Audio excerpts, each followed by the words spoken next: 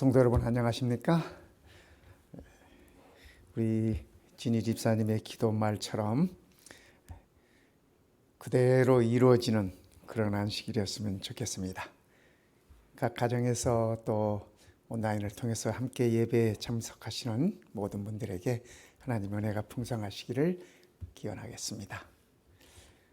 오늘 또 계속해서 우리는 예수님을 만난 사람들을 살펴보도록 하겠습니다. 오늘은 그 29번째 시간입니다. 예수님께서 공생애를 시작하시고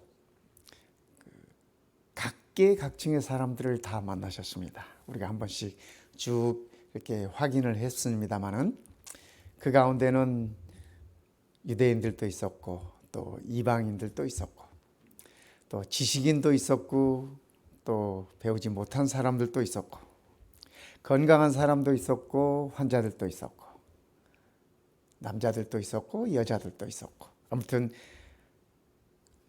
각계각층의 사람들을 우리가 만나봤습니다. 그러나 그들의 공통적인 한 가지는 예수님을 만남으로 인해서 그들의 삶이 획기적으로 바뀌었다고 하는 사실입니다. 삶이 변화되었다고 하는 사실입니다. 오늘 우리도 이 예배를 통하여서 우리의 상황이 어떠하든지 간에 우리가 예수님을 만남으로 인해서 우리의 삶이 변화되고 또 획기적인 그러한 회복이 있으면 좋겠다 하는 생각을 가져봅니다.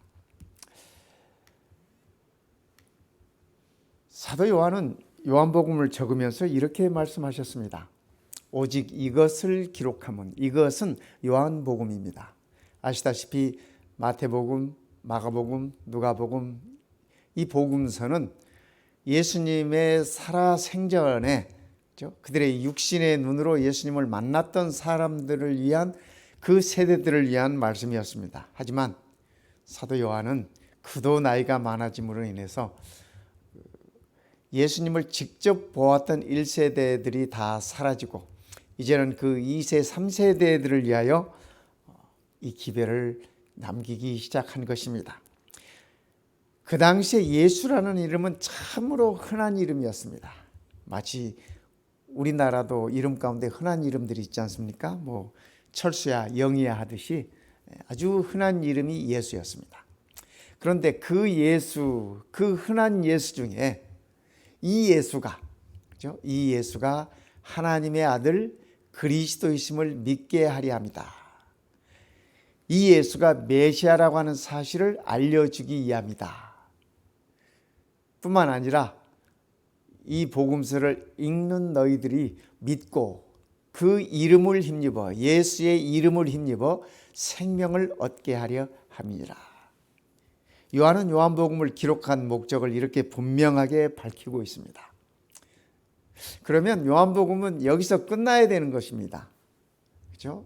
쭉 예수님의 행적에 관해서 설명을 하셨고 기록을 하셨고 이제 결론으로 이 요한복음을 기록한 목적까지 딱 끝냈습니다. 그런데 우리가 성경을 보면은 이 말씀 이후에 한 장이 더 있습니다. 요한복음 21장이 있습니다. 저는 이 요한복음을 보면서 마치 요한복음 21장은 부록 같은 그런 생각이 듭니다. 어쩌면은 요한이 요한복음을 쭉 적다가 결론까지 다 적어놓고 난 다음에 가만히 생각하니까 중요한 사건을 하나 기록하지 않았어요. 그것은 요한복음 21장은 요한 자신과 더불어서 사도 베드로에 관한 기록이었습니다. 다른 복음서에는 기록되지 않은 것입니다. 마태나 마가나 누가복음에는 기록되어 있지 않은 사건입니다. 요한만이 기록할 수 있는 그러한 사건이었습니다. 오늘 그 사건을 한번 살펴보도록 하겠습니다. 예수님께서 부활하신 다음에 제자들 앞에 세 번째 나타나셨습니다. 두 번은 다락방에서 나타나셨고 세 번째는 이 갈릴리에서 나타나셨는데 여기에 갈릴리에 있던 제자들이 다 십자가에서 흩어졌다가 여인들의 말을 통해서 또 예수님께서 하셨던 말씀이 기억나서 나중에 갈릴리에 이렇게 모였습니다. 그리고 그 갈릴리에서 고기나 잡자 그렇게 고기잡이 나갔던 그 밤입니다. 어쩌면 이 베드로는 베드로는 그 12제자 가운데 그가 명색이 수제자 아니었습니까? 으뜸 제자였는데 참 예수님을 부인함으로 인해서, 예수님을 거절함으로 인해서 고개를 들 수 없는 참 그러한 이 상황에 처했습니다. 그죠? 이 갈릴리는 베드로에게 있어서 그가 예수님을 처음 만난 자리였습니다. 그날도 고기가 잡히지 않았어요. 왜 그날 고기가 안 잡혔을까? 갈릴리 호수에는 늘 고기가 있어요. 늘 고기가 있는데 왜 그날 한 마리도 안 잡혔을까? 저는 생각해 볼 때 그것은 베드로를 부르시기 위한, 안드레와 베드로를 부르기 위한, 요한과 야고보를 부르기 위한 하나님의 섭리였다라고 저는 그렇게 보여집니다. 그날도 베드로는 고기를 한 마리도 못 잡고 이렇게 헤매고 있을 때 예수님께서 너희들 잡은 것 좀 있느냐? 아무것도 없습니다. 그러면 좀 더 깊은 곳에 가서 그물을 던져봐라. 그래서 베드로가 우리가 깊은 곳인들 그물을 던지지 않았겠습니까? 다 던져봤습니다. 밤새껏 던져봤습니다. 그래도 하나도 못 잡았습니다. 하지만 말씀에 순종하여 한 번 더 던져보겠습니다. 그래서 그물을 던지고 그물이 찢어질 정도로 고기를 많이 잡고 올라옵니다. 그때 베드로가 예수님 앞에 무릎을 꿇고 주여 나를 떠나소서라고 말합니다. 베드로의 그 말은 예수님 나를 떠나달라고 하는 얘기가 아니라 제 곁에 있어 주십시오 하는 그런 말이었습니다. 제가 예수님 곁에 있겠습니다라는 그러한 말이었습니다. 3년 반이 지나고 예수님께서 십자가에 돌아가시고 다시 이 제자들은, 특히 이 어부 제자들은 갈릴리에 다시 모였습니다. 그 밤새도록 밤유시를 맞아가며 그물을 던졌습니다. 얻은 것이 하나도 없었습니다. 어쩌면 베드로가 갈릴리에 왔을 때 3년 반 전에 예수님을 만났던 그 기억들이 새롭게 떠올랐을 것입니다. 3년 반 동안 예수님 곁에서 늘 붙어 다니면서 그분의 가르침을 받고 그분이 베푸시는 여러 가지 이적들을 보면서 그분이 만났던 많은 사람들을 이렇게 돌이켜 생각할 때 어쩌면 베드로가 예수님 앞에서 얼굴을 둘 수 없는 그러한 상황이었을 것입니다. 이날도 예수님께서는 여전히 제자들에게 물으십니다. 애들아 잡은 게 있느냐? 잡은 게 없습니다. 배 오른편에 그물을 던져봐라. 예수님께서 배 오른편에 그물을 던지라는 그 말씀을 듣고 제자들은 배 오른쪽에 그물을 던집니다. 그리고 그물이 찢어질 만큼 고기가 또 잡혔습니다. 3년 반 전과 똑같은 상황이 재현되고 있습니다. 그런데 3년 반 후에는 아직 해가 뜨기 전 새벽이었다고 하는 사실입니다. 어쩌면 제자들은 그 고기를 끌어올리면서 3년 전에 예수님을 처음 만났을 때 그 경험들을 되풀이했을 것입니다. 그리고 회상했을 것입니다. 생각했을 것입니다. 그런데 그 말씀을 하시는 분이 예수님이라는 자체도 그들은 아직 인식하지 못하고 있었습니다. 들려오는 말에 순종해서 그물을 던지고 그물이 찢어질 만큼 잡히고, 성경은 요한복음에는 153마리라고 그렇게 적혀 있지 않습니까? 네. 예수님께서 와서 아침 먹자라고 얘기를 해 주십니다. 그런데 그 어둑어둑하고 아직 해가 뜨지 않은 그런 상황에서 요한이 제일 먼저 예수님을 알아봅니다. 저 호숫가에 모닥불을 피워놓고 생선을 굽고 빵을 굽고 계시는 분의 모습이 예수님이라는 사실을 요한이 깨닫습니다. 그래서 주님이시다라고 외쳐요. 그랬더니 배에 있던 베드로가 그 소리를 듣고 너무 반가운 마음에 겉옷을 걸치고 바다 위로 뛰어내려옵니다. 예수님을 만나기 위해서 성질 급한 베드로 배가 닿기를 기다리지 못하고 뛰어내려서 이 바닷물을 그리 깊지 않은 것이기 때문에 이 호숫가를 뛰어 들어옵니다. 너무 반가움에 예수님 앞에 섰는데 막상 예수님 앞에 서고 보니까 지난 그의 잘못들이 떠오르는 것입니다. 고개를 들 수가 없는 것입니다. 면목이 없는 것입니다. 예수님께서 베드로에게 말씀하세요. 네가 가진 것이 뭐냐? 예수님 앞에 섰을 때 베드로는 지난 그의 3년 반 동안에 예수님과 함께 있었던 것들이 이렇게 파노라마처럼 그의 머릿속에 지나갔을 것입니다. 언젠가 태풍이 몰아치던 밤에 캄캄한 그 호수에서 폭풍이 몰아치던 그때 예수님께서 물 위를 걸어오시고 베드로가 주님 저도 걷게 하소서라고 부탁했을 때 예수님께서 오라고 말씀하시고 베드로가 물 위를 걸었어요. 주님 보고 물 위로 걷는 그 기분 상상할 수 있지 않습니까? 베드로가 뒤에 남겨진 동료 제자들을 바라보면서 예수님에게서 그의 눈을 뗐을 때 그는 바닷속으로 빠져들기 시작했습니다. 어부인 베드로가 수영을 얼마나 잘하겠습니까? 그렇죠? 그런데 그 상황이 그에게 죽음의 공포를 느낄 만큼 그러한 두려운 상황이 되었습니다. 살려주세요.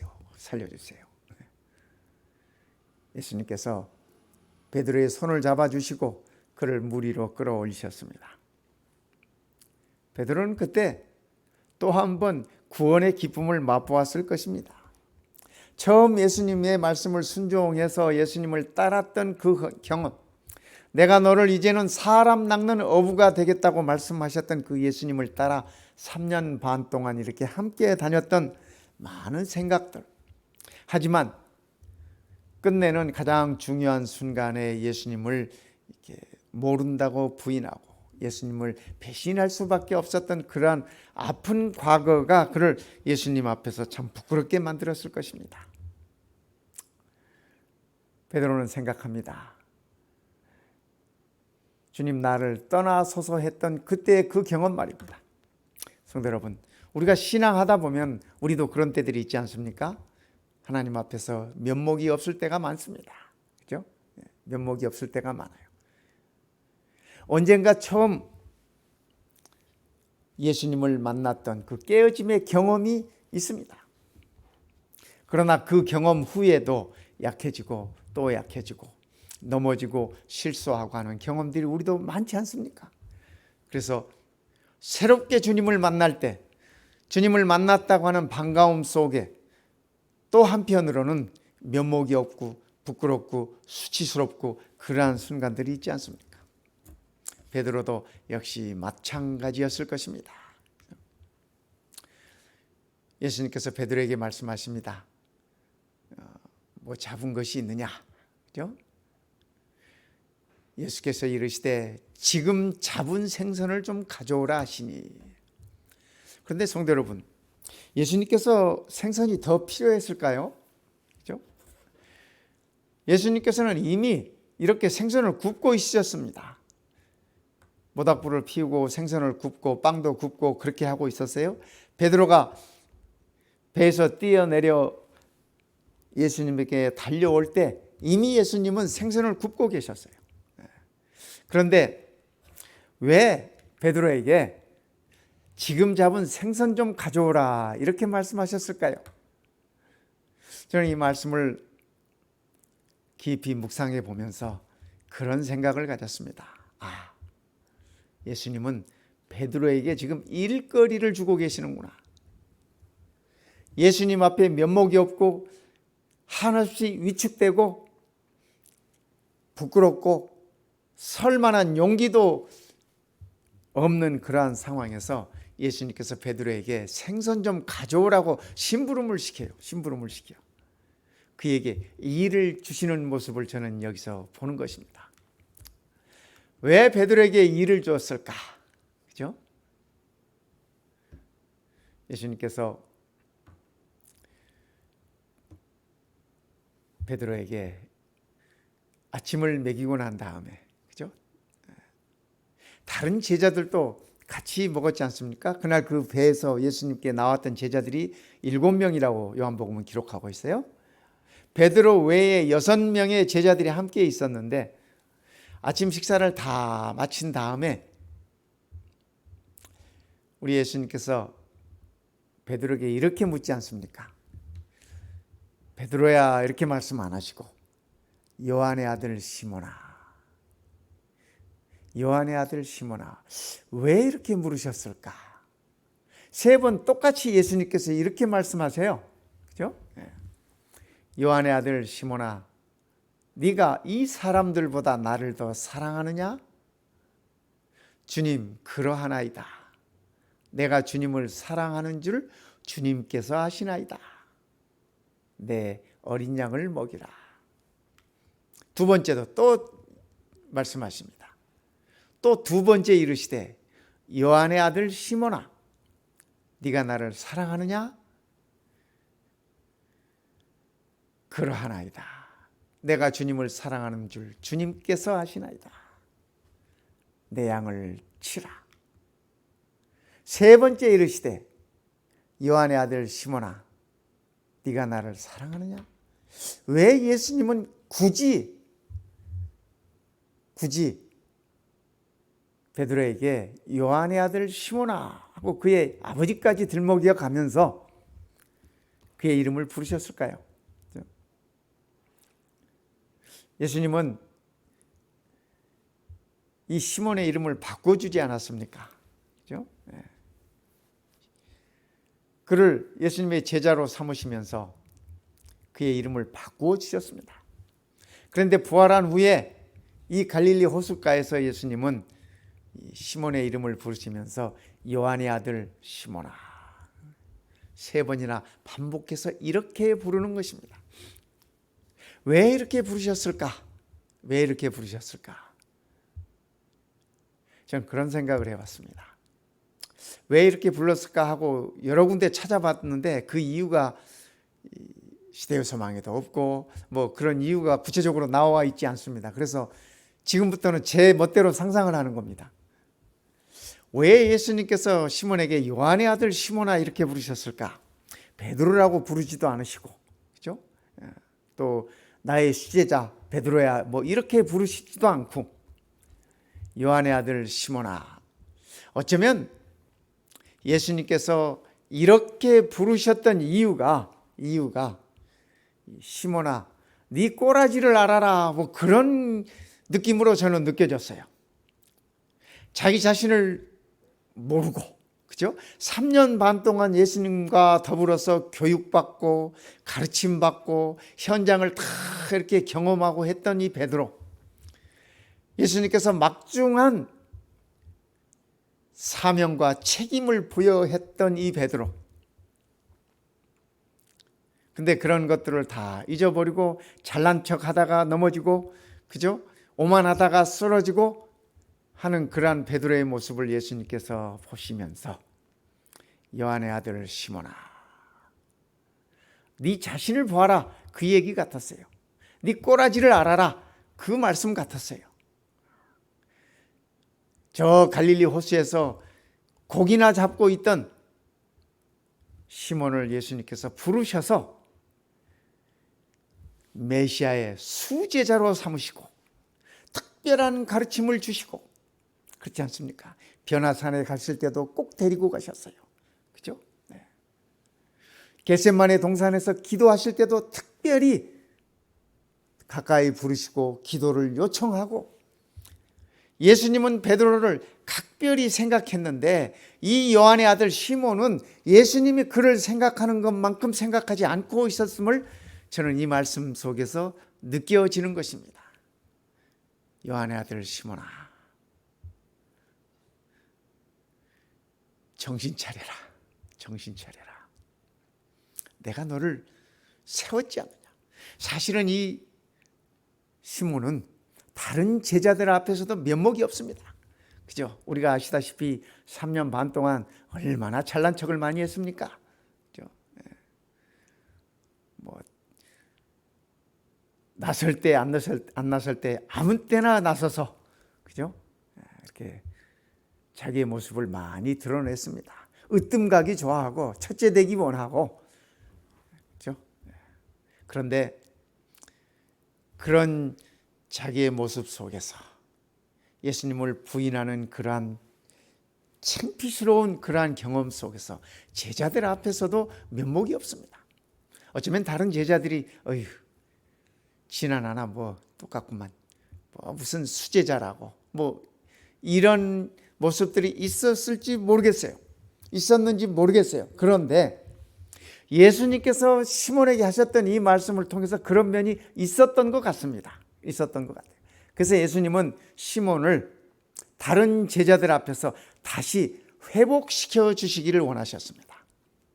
그래서 그에게 3번씩 물으시는 것입니다. 요한의 아들 시몬아, 네가 나를 사랑하느냐? 성도 여러분, 오늘 우리 주님께서도 우리에게 똑같은 질문하지 않으실까요? 저는 이 말씀을 준비하면서 그런 예수님의 음성을 귀 기울여 봤습니다. 정아, 네가 나를 사랑하느냐? 이런 질문을 받으면 우리가 다 주님 앞에 면목이 없지 않습니까? 그저 자신 있게 네, 제가 주님을 사랑합니다라고 말할 만큼 용기도 나지 않고, 또 그럴 체면도 안 되는 것 같고, 그럴 자격도 되지 않는 것 같습니다. 그저 베드로처럼 주께서 아시나이다, 주님께서 알아주십시오 하는 얘기예요. 나는 부족하지만 주님께서 좀 알아주십시오. 주의 은혜를 구하는 그러한 모습입니다. 오늘 우리 주님께서도 똑같은 질문 하시지 않으실까요? 우리의 이름을 부르시면서 네가 나를 사랑하느냐? 성도 여러분, 우리도 우리 주님 앞에 대답해 보십시다. 그렇죠? 주께서 아시나이다. 주께서 아시나이다. 3번째 주님께서 그렇게 물으니까 이제 베드로가 근심이 생겼어요. 근심이, 처음에는 부끄럽고 뭐 그랬는데 이제는 그 단계를 지나서 정말 예수님께서 날 버리시려고 이러시나, 그의 마음속에 근심이 가득해서 대답해요. 주님께서 모든 것을 아시오매. 그죠? 주님께서 모든 것 다 아시지 않습니까? 제 처음과 끝을 다 아시지 않습니까? 하지만 그래도 내가 주님을 사랑하는 그 마음만큼은 주님께서 아시지 않습니까? 베드로가 그렇게 대답합니다. 예수님께서 베드로에게 그의 사명을 회복시켜 주세요. 내 양을 먹여라. 내 양을 먹여라.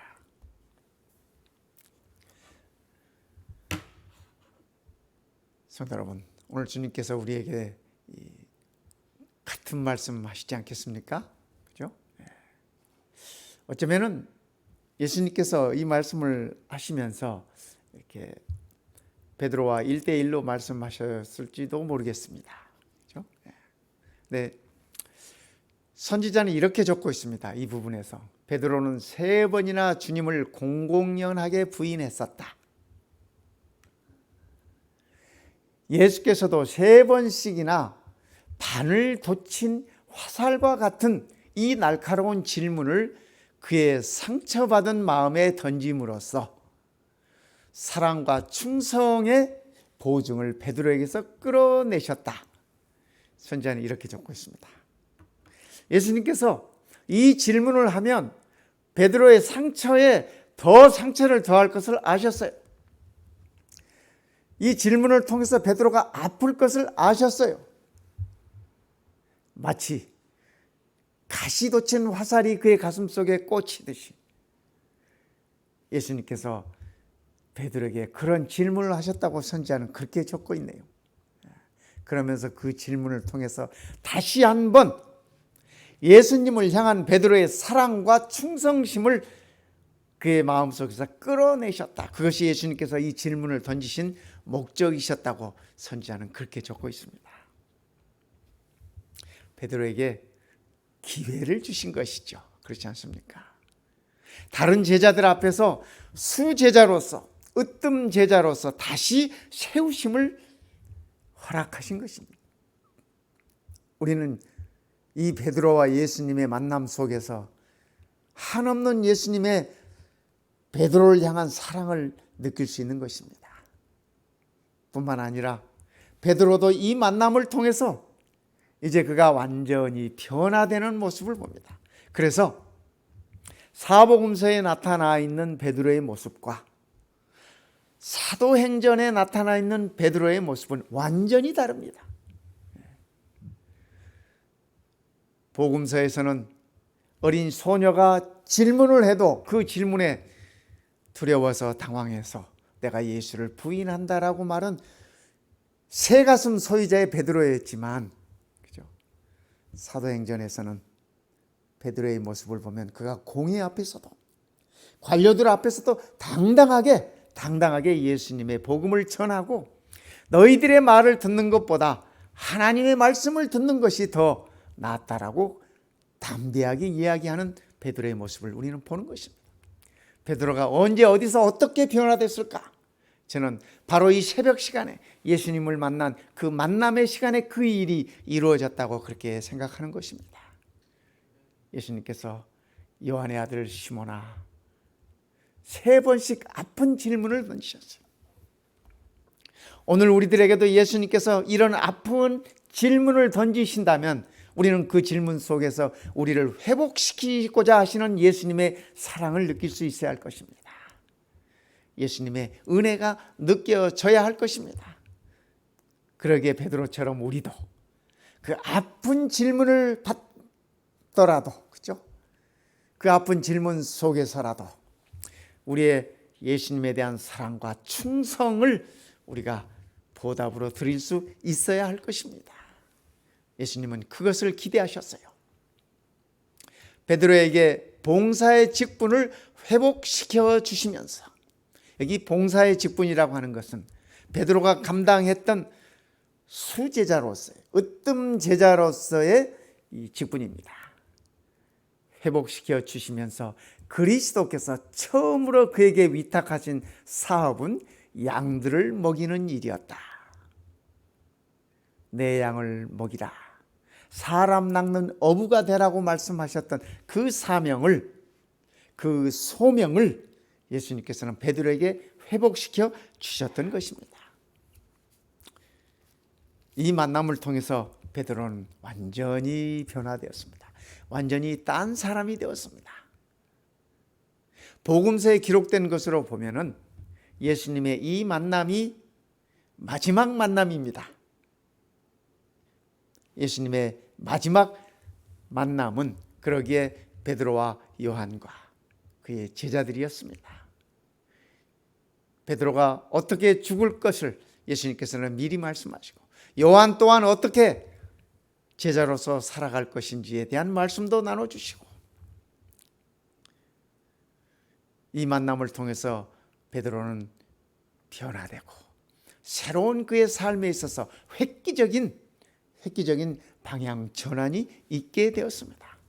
그리고 그 시간 이후로 베드로는 당당한 예수님의 제자로서의 그의 최후의 순간까지 예수님께로부터 받은 소명에 충성을 다하고 예수님을 향한 그의 사랑을 다 펼쳤던 것을 우리는 보는 것입니다. 베드로가 그의 백성들에게 남긴 마지막 편지 가운데 베드로는 이런 글을 남기셨습니다. 너희 중에 있는 하나님의 양무리를 치되, 여기 장로들에게 주시는 기별 중에 있습니다. 나도 너희와 같은 장로다, 이렇게 말씀하시면서 장로된 너희들은 너희 중에 있는 하나님의 양무리를 치되 억지로 하지 말고, 이 말씀 가운데는 베드로가 억지로 많이 했다라고 하는 그 사실이 포함되어 있어요. 그가 스스로 뉘우치는 그러한 모습도 우리는 이 문맥에서 느낄 수 있습니다. 하나님의 뜻을 따라 자원함으로 하며, 그렇죠? 내 양을 먹이라는 예수님의 그 분부의 말씀을 우리가 따를 때, 그렇죠? 자원하는 마음으로 해야 된다라고 말씀하십니다. 뿐만 아니라 더러운 이득을 위하여 하지 말고 기꺼이 하며, 그렇죠? 현대인들은 자기에게 이익이 안 되면 별로 잘 나서지 않지 않습니까? 물론 베드로도 그랬던 사람이었어요. 많은 제자들이 다 그랬던 사람들이었습니다. 그러나 그들이 예수를 만남으로 인해서 다 변화되었어요. 베드로도 마찬가지입니다. 그래서 더러운 이득을 위하여 하지 말고 기꺼이 하거라. 자원하는 마음으로 하라. 맡은 자들에게 주장하는 자세를 하지 말고 양무리의 본이 되라고 베드로는 그렇게 말씀하십니다. 대개 어떤 직분을 맡거나, 그죠? 어떤 권력을 갖거나, 이 세상도 다 그렇지 않습니까? 권력을 가진 자들은 그것을 주장하고 휘두르고 그 권력을 통해서 자신이 어떤 것들을 누리는 것에 이렇게 삶의 보람을 느낍니다. 근데 우리 주님 말씀은 다른 말씀이에요. 베드로도 그 가르침 따라 그가 다르게 이야기하는 것입니다. 주장하는 자세를 취하지 말고 양무리들에게 본이 되어라. 예수님께서 베드로에게 본이 되었던 것처럼 베드로 자신도 다른 제자들에게 본이 되지 못했던 모습들을 뉘우치면서 이렇게 자기 백성들에게 마지막 글을 남기는 것입니다. 그리하면 목자장이 나타나실 때, 베드로가 말하는 목자장은 예수 그리스도이십니다. 그가 3년 반 동안 열심히 따라다녔던 바로 그 예수님이신 것입니다. 그 메시아. 목자장이 나타나실 때 시들지 아니하는 영광의 면류관을 얻으리라. 베드로는 그의 성도들에게 그의 마지막 편지를 이렇게 남겼습니다. 아시죠? 베드로가 로마에서 죽임을 당할 때, 순교당할 때 예수님처럼 감히 죽을 수가 없어서 십자가에 나를 거꾸로 매달아 주세요. 그렇게 요청을 합니다. 그래서 베드로가 로마에서 십자가에 달릴 때 거꾸로 매달려서 그가 순교했던 것을 우리는 압니다. 베드로가 그 순교의 순간에 무슨 생각했을까요? 그 순간에 베드로는 이런 생각을 했을 것 같은 생각이 듭니다. 제게는. 주님, 말씀대로 주님의 양을 열심히 먹였습니다. 주께서 분부하신 대로 주님의 양을 열심히 먹였습니다. 이제는 주님 나타나실 때, 주님 오실 때 제게 약속된, 제게 허락된 영광의 관이 저를 기다리고 있겠습니다. 영광의 멸관이 저를 기다리고 있겠습니다. 그러면서 베드로가 기쁜 마음으로 예수님과 같은 십자가형을 받으면서 그렇게 순교했을 것 같습니다. 베드로의 마지막 순교의 장면을 우리 주님께서 현장에서 지켜보셨을 것입니다. 현장에서 지켜보시면서 우리 주님은 그렇게 말씀하셨을 것 같아요. 잘하였도다. 착하고 충성된 종아. 네가 내가 분부한 일에 충성하였음에 이제는 영원한 것으로 내가 너를 갚아주리라. 이렇게 말씀하셨을 것 같습니다. 성도 여러분, 오늘 우리도 이런 변화가 다시 일어났으면 좋겠습니다. 예수님의 말씀을 기억하면서, 베드로에게 주셨던 그 말씀을 기억하면서 우리도 이 새벽녘의 호숫가에서 예수님을 만났던 베드로의 경험처럼 오늘의 이 말씀 속에서 우리도 또한 예수님을 다시 만나는 그러한 경험이 되었으면 좋겠습니다. 베드로에게 봉사의 직분을 회복시켜 주시면서 그리스도께서 처음으로 그에게 위탁하신 사업은 양들을 먹이는 일이었다. 오늘 우리도 이러한 우리의 소명을 다시 회복하는 그러한 변화가 있었으면 좋겠습니다. 새벽에 해가 떠오를 그 무렵에 제자들은, 베드로를 비롯해서 요한, 야고보 이 7명의 제자들은 예수님을 만남의 경험을 통하여 그들은 완전히 변화된 제자들로 다시 태어났습니다. 성도 여러분, 이 노래를 함께 우리 감상하시면서 들으시면서 이 새벽녘에 예수님께서 베드로에게 하셨던 말씀과 베드로의 새로운 결단과 결심이 오늘 우리의 것이 되었으면 좋겠습니다.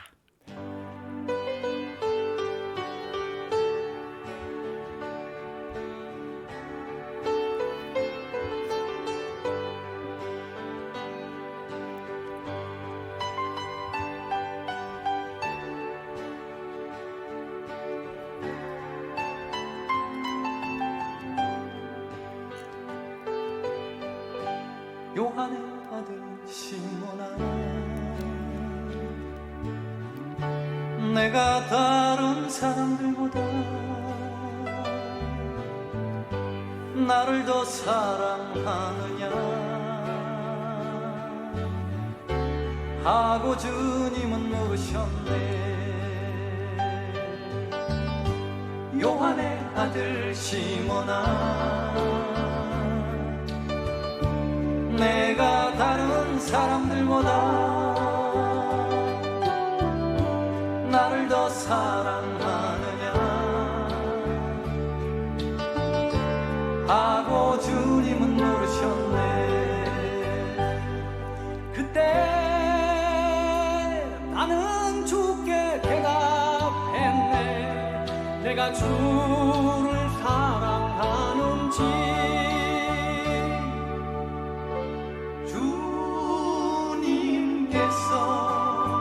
아십니다. 주님께서 내 마음을 아시리.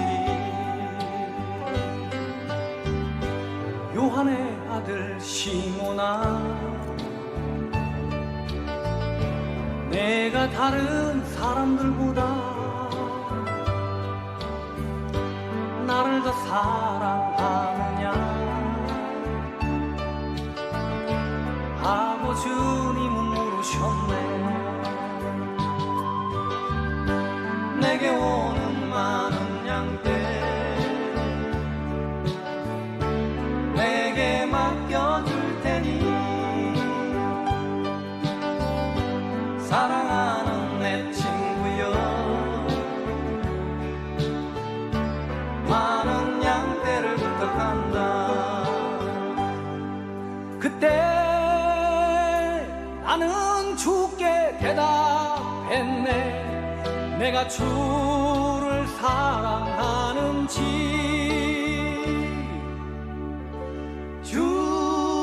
주님께서 아십니다.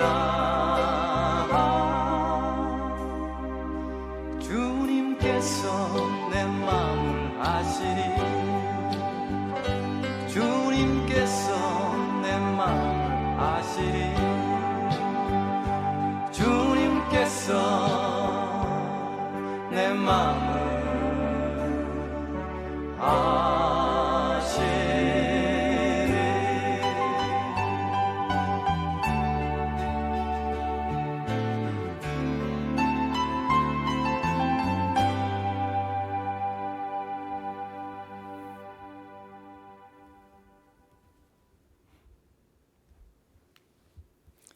기도하시겠습니다. 우리의 마음을 아시는 주님, 참으로 감사합니다. 부족하고 연약한 제자들이 다시 돌아올 수 있도록, 다시 그들의 소명을 회복하고, 다시 그들의 위치를 회복하고, 다시 아버지의 자녀로 회복될 수 있는 기회를 주셨음을 인하여 참으로 감사합니다. 오늘 저희들에게도 같은 기회를 허락하심을 인하여 참으로 감사드립니다. 주님의 말씀 속에서, 주님의 음성 속에서 우리도 우리 자신을 돌아보며 새롭게 결심하고 새롭게 결단하고 주께서 맡기신 소명에 사랑과 충성으로 보답하는 우리가 되도록 축복하여 주시옵소서. 주님 오시는 날까지 맡겨진 양들을 먹이면서 주의 분부하심에 우리의 충성을 다하고 최선을 다하고 주의 몸된 교회를 섬기는 자녀로 다시 변화되고 다시 회복될 수 있도록 저희들을 인도하여 주시옵소서. 우리를 위하여 이 땅에 오시고 우리를 구원하시고 우리를 다시 데리러 오시겠다고 약속하신 우리 주님 예수님의 이름으로 간절히 기도드리옵나이다. 아멘.